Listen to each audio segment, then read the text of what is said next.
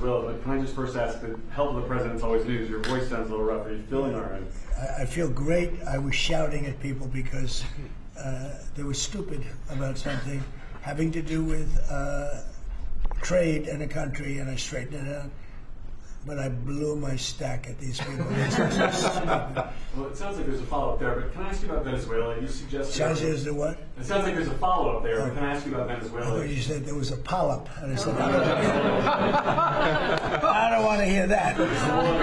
Okay. You suggested you've made a decision about what you want to do next about Venezuela. I understand you don't want to tip your hand, but is there anything you're ready to rule out at this point? Are you ruling out U.S. troops on the ground? No, I don't rule out that. I don't rule out anything. We just have to take care of Venezuela. They dumped hundreds of thousands of people into our country from prisons. Nobody knows better than this young lady right here. She's done an incredible job with Tom Homan and all of your people. It's amazing. You know, we have a tight border right now. Nobody comes in. But we had millions of people pouring through. A year ago, we had millions of people pouring through our border. And many of them came from Venezuela, including Tren de Aragua, the gang. And I guess what I'm hearing, Christy, is that's as bad a gang as there is anywhere in the world. It's the worst. Absolutely, absolutely, they are the worst. I mean, they're worse than MS-13. They're killers. They massacre people. They cut them up into pieces and they bury them in their communities where they grew up. They're horrible people. Now, we had a lot of them, and many of them, most of them, pretty soon, most of them are going to be out. But they sent them in like we're a dumping ground. So I'm not in love with the people running Venezuela. I love Venezuela. I love the people of Venezuela.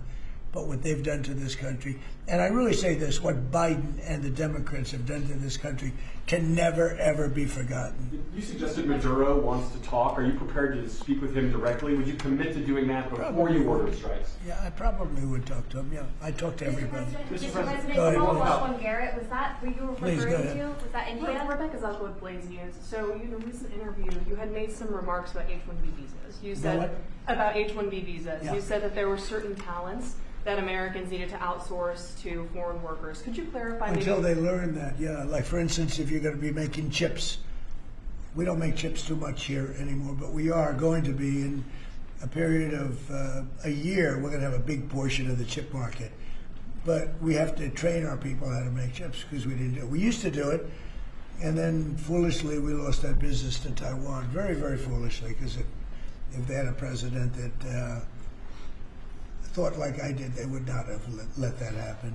But it's all coming back. I think we're going to have within a few years, we're going, and not because of the CHIPS Act. The CHIPS Act was a disaster for this country. We gave away billions of dollars to other countries and other locations and companies, and all they did was rob our money.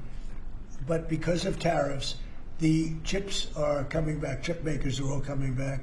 And I think within a very short period of time, we're going to have maybe even the majority of the chip making in the world will be right in the United States, where it should have been all along. But because we had people that didn't believe in tariffs, they believed in them, but they didn't know how to use them, we would have had nobody leaving our country right now.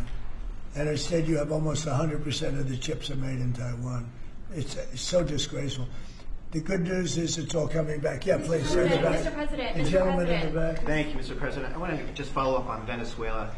In these talks with Maduro, is there anything that he could say or do that would allow you to feel like he could stay with your support? Is there anything that he could say that you would be, okay, you can stay with me? It's hard to say that. You know, the question's a little bit tricky.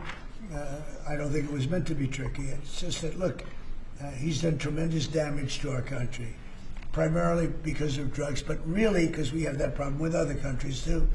But more than any other country, the release of prisoners into our country has been a disaster. He's emptied his jails. Others have done that also. He has not been good to the United States. So we'll see what happens. At a certain period of time, I'll be talking to him. Mr. President, can I just follow up? You mentioned your voice and you were shouting about trade.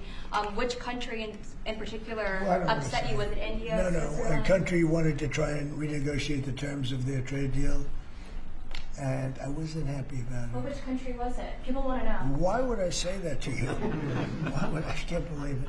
Mr. President, If you like this video, then like, share and subscribe to Mirror Now.